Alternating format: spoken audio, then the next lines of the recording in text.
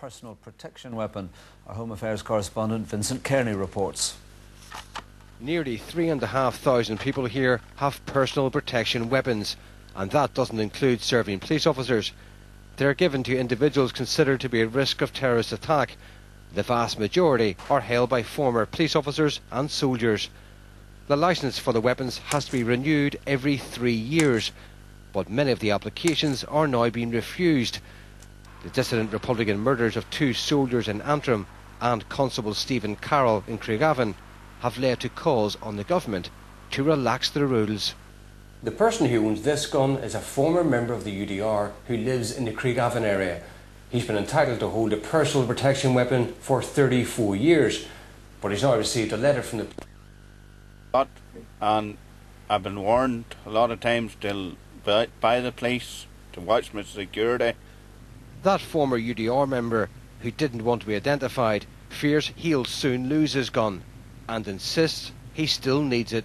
My personal protection weapon is carried every day, and it's kept every night beside me, every night, and whenever I go out the gun goes with me all the time. My gun is not a gun that lies in a gun cabinet. My gun is carried 24 hours a day, every day of the week. The rules state that licences for weapons will be renewed only if there's a specific threat to the life of the applicant. Traditional Unionist voice leader Jim Allister believes the threshold is too high and is calling on the government and Chief Constable to change the policy.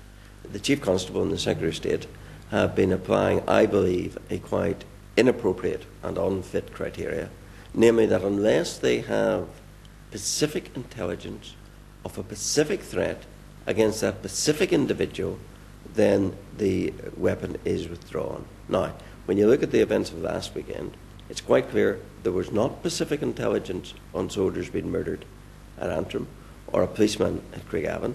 So as a criteria, it's a very flawed, deficient criteria.